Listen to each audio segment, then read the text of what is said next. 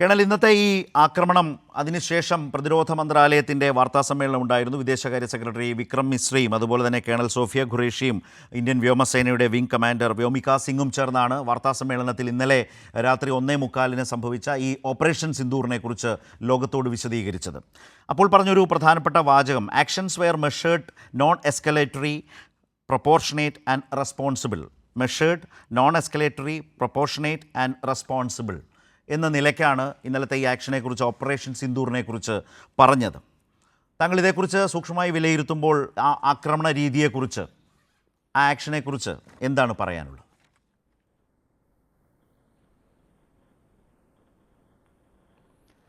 Good evening. Thanks for having me here. നമ്മളൊരു സ്ട്രാറ്റജിയിലേക്ക് കടക്കുന്നതിന് മുമ്പായിട്ട് ഈ എയർ കണ്ടീഷൻഡ് റൂമുകളിൽ നമ്മളിരുന്ന് നോക്കുമ്പോൾ ഞാൻ ഈ സ്ഥലങ്ങളിൽ ചിലപ്പെട്ട സമയങ്ങളെപ്പറ്റി ഓർത്തു പോവുകയായിരുന്നു നാച്ചുറലായിട്ടും. അതായത് ഏകദേശം 10-25 വർഷം മുമ്പേ ഈ ഏരിയയിൽ ഒരുപാട് സമയം ചിലവഴിച്ചിട്ടുണ്ട്, ഈ പൂഞ്ച് സെക്ടർ, സിയാച്ചിൻ ഗ്ലേഷ്യർ തുടങ്ങിയ സ്ഥലങ്ങളിൽ. അപ്പോൾ ഈ പൂഞ്ച് സെക്ടറിൽ ഞങ്ങൾ ഇതുപോലെ ബങ്കറുകൾ ഉണ്ടാക്കുകയാണ്. ഞാനിത് പറയാൻ കാര്യം, ഇത് കാണുന്നവർക്കും കേൾക്കുന്നവർക്കും ഒരു ഐഡിയ വേണമല്ലോ, ഇത് ഏത് രീതിയിലുള്ള സ്ഥലമാണ്, എന്താണ് അവിടുത്തെ ലൈവ് സിറ്റുവേഷൻ എന്നുള്ളത്. അപ്പോൾ ഇങ്ങനെ ഞങ്ങൾ അവിടെ എന്ന് പറഞ്ഞു കഴിഞ്ഞാൽ പാറക്കല്ലുകളും അല്പം മരങ്ങളും ഒക്കെ മാത്രമുള്ള മലകളും പർവ്വതങ്ങളുമാണ്. അപ്പോൾ നമ്മൾ പൂഞ്ച് സെക്ടർ എന്ന് പറഞ്ഞു കഴിഞ്ഞാൽ അവിടെ ഈ മലകൾക്ക് താഴ്വാരത്തിൽ ഒരു നദി ഒഴുകുന്നുണ്ട്. ആ നദിയാണ് ഏകദേശം ലൈൻ ഓഫ് കൺട്രോൾ എന്ന് പറയാം. Across the river you have the enemy sitting and aiming at you all the time. അപ്പോൾ അങ്ങനെ ഞങ്ങൾ നമ്മുടെ സുരക്ഷിതത്വത്തിന് വേണ്ടി ബങ്കറുകൾ ഉണ്ടാക്കുന്ന ശ്രമത്തിലാണ്. ബങ്കർ ഉണ്ടാക്കുക എന്ന് പറഞ്ഞാൽ അവിടെ തന്നെ ലോക്കലായിട്ട് കിട്ടുന്ന പാറക്കല്ലുകൾ കൂട്ടി വെച്ച് ഒരു മുറി പോലെ അല്ലെങ്കിൽ ഒരു സുരക്ഷിത സ്ഥാനം കെട്ടിപ്പടുക്കുകയാണ്. അതുപോലെ മുകളിൽ റൂഫിൽ നല്ല കനമുള്ള സ്റ്റീൽ ഷീറ്റുകൾ വിരിച്ചിട്ട് അതിൻ്റെ മുകളിലും പിന്നെ നമ്മൾ മണ്ണ് വളരെ കനത്തിലിടും. അതിൻ്റെ മുകളിൽ പിന്നെ ഇല, ബ്രാഞ്ചസ്, അതും ഇതുമൊക്കെ ഇടും. എന്താണെന്ന് വെച്ച് കഴിഞ്ഞാൽ ഒരു വലിയ പീരങ്കിയുടെ ആക്രമണമോ ബോംബോ എന്ത് വീണാലും നമുക്ക് സുരക്ഷിതത്വം വേണം. അപ്പോൾ അങ്ങനെ ഉണ്ടാക്കിയിരിക്കുന്ന അവസരത്തിൽ ഈ സ്റ്റീൽ ഷീറ്റ് ഒരു സമയത്ത് പൊക്കി വെക്കുകയാണ്. അപ്പോൾ ഡിയോ എന്നും പറഞ്ഞൊരു സൗണ്ട് കേൾക്കാം. എന്താണെന്ന് വെച്ച് കഴിഞ്ഞാൽ ഒരു ബുള്ളറ്റ് ഈ സ്റ്റീൽ ഷീറ്റെ തട്ടി തെറ്റിപ്പോയി, റിക്കോഷേ ചെയ്തിട്ട് പോയിരിക്കുകയാണ്. ഭാഗ്യം കൊണ്ട് ജീവൻ രക്ഷപ്പെട്ടു എന്ന് പറയാം. അപ്പോൾ പണി നിർത്തി. പിന്നെ നമ്മളുടെ ശ്രമം രാത്രി ഇത് ഉണ്ടാക്കാമെന്നുള്ളതാണ്.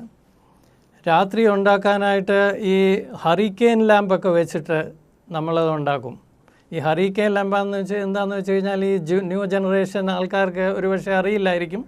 ഗൂഗിൾ ചെയ്ത് നോക്കിയാൽ പെട്ടെന്ന് കാണാൻ പറ്റും. അപ്പോൾ അത് മണ്ണെണ്ണ ഒഴിച്ച് ഉപയോഗിക്കുന്ന ഒരു വിളക്കാണ്. അത് വെച്ച് ഉപയോഗിച്ചാലും അപ്പുറത്തിരിക്കുന്ന ആൾക്ക് ഈവൻ ടെലിസ്കോപ്പ് ഉണ്ട്, ബൈനോക്കുലർ ഉണ്ട്, ഇതെല്ലാം ഉണ്ട്, നൈറ്റ് വിഷൻ ഡിവൈസസ് ഉണ്ട്. അത് വെച്ചും ഒരു പക്ഷേ കണ്ടുപിടിക്കും. എന്നിട്ടും സ്നൈപ്പർ ഫയർ ചെയ്യും. അപ്പോൾ ചിലപ്പോൾ അതും നടക്കാതെ വരും. അത് കഴിഞ്ഞിട്ട് പിന്നെ ഉള്ള ഒരു ഓപ്ഷൻ എന്താണെന്ന് വെച്ച് കഴിഞ്ഞാൽ ഇരുട്ടത്ത് അല്ലെങ്കിൽ മൂൺ ലൈറ്റിൽ വർക്ക് ചെയ്യുക. ഇതാണ് അവിടുത്തെ നിത്യേന ഉണ്ടാകുന്ന ഒരു സംഭവ വികാസം എന്ന് പറയാം. ഈ ഓപ്പറേഷൻ സിന്ദൂറും ഇരുട്ടിലായിരുന്നു. രാത്രി 11:45 നമ്മുടെ മിസൈലുകൾ ഈ പറഞ്ഞ ഏതാണ്ട് 21 ഭീകര ക്യാമ്പുകൾ ലക്ഷ്യം വെച്ചാണ് നമ്മൾ ഈ ആക്രമണം ഇന്നലെ ആ തിരിച്ചടി നടന്നത്. അങ്ങനെയാണ് 21 ക്യാമ്പുകൾ തന്നെ അതുകൊണ്ട് അല്ലേ ഈ പറയുന്ന measured non escalatory proportionate and responsible action എന്നാണ് ഇതേക്കുറിച്ച് പ്രതിരോധ മന്ത്രാലയം പറയുന്നത്. അത് എത്രമാത്രം ശരിയായി ആണ് താങ്കളെപ്പോലെ ഒരാൾ വിലയിരുത്തുന്നത്? അതുമായി കിട്ടിയ വിവരങ്ങൾ വെച്ചായാലും മറ്റു കാര്യങ്ങളൊക്കെ നോക്കിയാലും?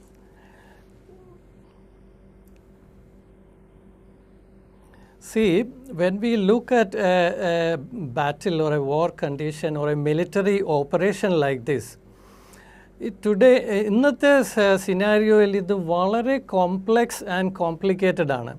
ഞാൻ പറഞ്ഞ ആ ഒരു ജവാനിൽ നിന്ന് നമ്മൾ പിന്നെ എത്തുന്നത് ഡൽഹിയിലെ മിലിറ്ററി സ്ട്രാറ്റജിയിലേക്കാണ്. ആ മിലിറ്ററി സ്ട്രാറ്റജിയിൽ നിന്ന് പിന്നെ നമ്മൾ എത്തുന്ന പൊളിറ്റിക്കൽ സ്ട്രാറ്റജിയാണ്. പൊളിറ്റിക്കൽ സ്ട്രാറ്റജിയിൽ നിന്ന് പിന്നെ നമ്മൾ ഇൻ്റർനാഷണൽ സ്ട്രാറ്റജിയിലേക്ക് എത്തുന്നു. ഇന്നത്തെ സ്ഥിതി എന്താണെന്ന് വെച്ച് കഴിഞ്ഞാൽ നമ്മൾക്ക് തന്നെ ഒന്നും ചെയ്യാൻ പറ്റാത്ത അല്ലെങ്കിൽ അത്ര എളുപ്പമല്ലാത്ത ഒരു സ്ഥിതിയാണ്. അപ്പോൾ താങ്കൾ ചോദിച്ചതിന് ഉത്തരമായിട്ട് രണ്ട് രീതിയിൽ ഞാൻ ഇതിനെ വിലയിരുത്തും. ഒന്ന്, ആ പറഞ്ഞതുപോലെ ഒരു ഡിപ്ലോമാറ്റിക് റെസ്പോൺസ്, അതായത് വളരെ അളന്ന് കുറിച്ച് തിരഞ്ഞെടുത്ത് മിലിറ്റൻസ് അവരുടെ ട്രെയിനിങ് ഇൻഫ്രാസ്ട്രക്ചർ നമ്മൾ നശിപ്പിച്ചു. It is very accurate, very correct and very well done. അത് ഒരു ഡിപ്ലോമാറ്റിക് റെസ്പോൺസ്. പക്ഷേ as a soldier you see, വേറൊരു പെർസ്പെക്റ്റീവ് അല്ലെങ്കിൽ വേറൊരു ചിന്താഗതിയിൽ കൂടെ നോക്കിക്കഴിഞ്ഞാൽ പലരും ഈ രാജ്യത്ത് നിന്ന് ആഗ്രഹിക്കുന്നത് പോലെ ഒരു രീതിയിൽ പറയാൻ പറ്റും, ഇന്ത്യ ഒന്നും തന്നെ ചെയ്തിട്ടില്ല, ചെയ്യാൻ തുടങ്ങുന്നതേ ഉള്ളൂ. അതായത് ഞാൻ അല്പം കൂടെ എക്സ്പ്ലെയിൻ ചെയ്ത് പറഞ്ഞാൽ, ഇപ്പം ഒരു യുദ്ധത്തിനൊക്കെ പോയി കഴിഞ്ഞാൽ ഒരു ലെറ്റസ് സേ ദി ആർട്ടിലറി എന്ന് പറഞ്ഞാൽ പീരങ്കികൾ. ഇന്നത്തെ മോഡേൺ ടെക്നോളജി അനുസരിച്ച് ആർട്ടിലറി ഗണ്ണിൻ്റെ ഒരു റേഞ്ച് എന്ന് പറഞ്ഞാൽ ഇറ്റ് ഈസ് 30-35-40 കിലോമീറ്റേഴ്സ്.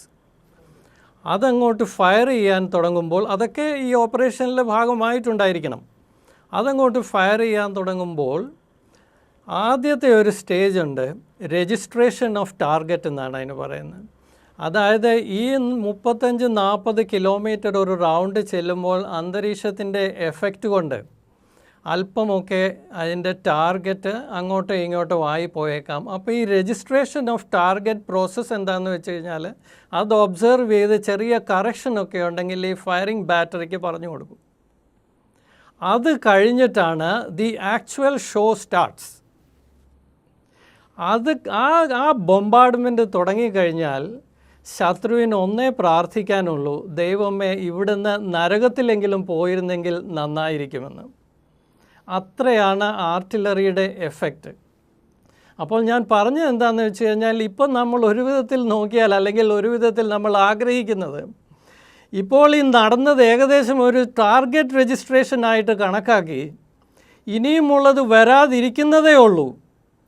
അവർ പ്രാർത്ഥിക്കാൻ തുടങ്ങും, ഞങ്ങൾ നരകത്തിലെത്തിയിരുന്നെങ്കിൽ ഭേദമായിരുന്നു എന്ന് വേണമെങ്കിലും ഒരു സോൾജിയർ എന്നുള്ള ഒരു പെർസ്പെക്റ്റീവിൽ ഇത് അനലൈസ് ചെയ്യാനോ അല്ലെങ്കിൽ റെസ്പോണ്ട് ചെയ്യാൻ പക്ഷേ ഏതായാലും we have a strong leadership and we hope that they will take it forward to the next step.